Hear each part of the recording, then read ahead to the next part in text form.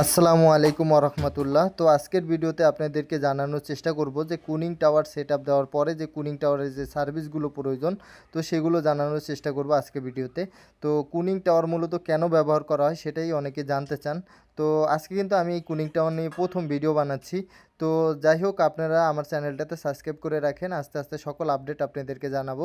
Cooling tower মূলত ব্যবহার করা হয় পানিকে ঠান্ডা করার জন্য, অর্থাৎ বড় বড় যে ইন্ডাস্ট্রিয়াল ফ্যাক্টরিগুলো রয়েছে, এই ইন্ডাস্ট্রিয়াল ফ্যাক্টরিতে কিন্তু বড় মাপের যেরকম জেনারেটর থাকে, আরও অনেক যন্ত্রপাতি থাকে। সেই মেশিনারিজের টেম্পারেচারটা সঠিক মাত্রায় রাখার জন্যই কিন্তু এই কুলিং টাওয়ারটা মূলত ব্যবহার করা হয়। আপনাদেরকে আরেকটু বুঝিয়ে বলি, সেটা হচ্ছে কুলিং টাওয়ারটা মূলত আপনার পানিটাকে ঠান্ডা করে, অর্থাৎ জেনারেটর বা বড় বড় যে মেশিনারিজগুলো আছে সেটার ভিতরে যে পানিটা যে হিট হয়ে যায়, মানে গরম হয়ে যায়। তো এরকম জেনারেটর বা মেশিনারিজের পানি যদি গরম হয়ে যায়, সেটা কিন্তু বারবার চেঞ্জ করা সম্ভব না।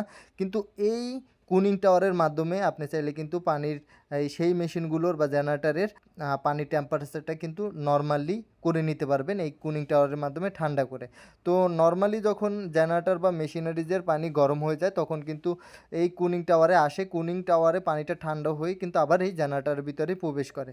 তো বুঝতে পারছেন এই কুলিং টাওয়ারটা মূলত কী কারণে কাজ করে এবং কেন কাজ করে। এবং এই কুলিং টাওয়ারের আরও অনেক কাজ আছে, সেগুলো ভিডিওর মাধ্যমে আস্তে আস্তে আপনাদেরকে জানানোর চেষ্টা করব। আর এই কুলিং টাওয়ারের পানি যেহেতু বারবার রিসাইকেলিং জেনারেটরে যায় এবং জেনারেটর থেকে আবার গরম হয়ে আসে, তো এইখানে কিন্তু পানির মেনটেনেন্সের যে বিষয়টা সেটাও কিন্তু লক্ষ্য করতে হয়, যে পানিটা কতটুকু বিশুদ্ধ আছে সেই বিষয়টাও কিন্তু খেয়াল করতে হয়। তো এখানে অনেক খুঁটিনাটি বিষয় থাকে, সেগুলো আস্তে আস্তে পরবর্তী ভিডিওতে আপনাদের জানানোর চেষ্টা করব। কুলিং টাওয়ারের আজকে যেহেতু প্রথম ভিডিও করলাম, তো প্রথম ভিডিওতে আপনাদের কুলিং টাওয়ারের টুকটাক আপডেট জানাতে পেরেছি।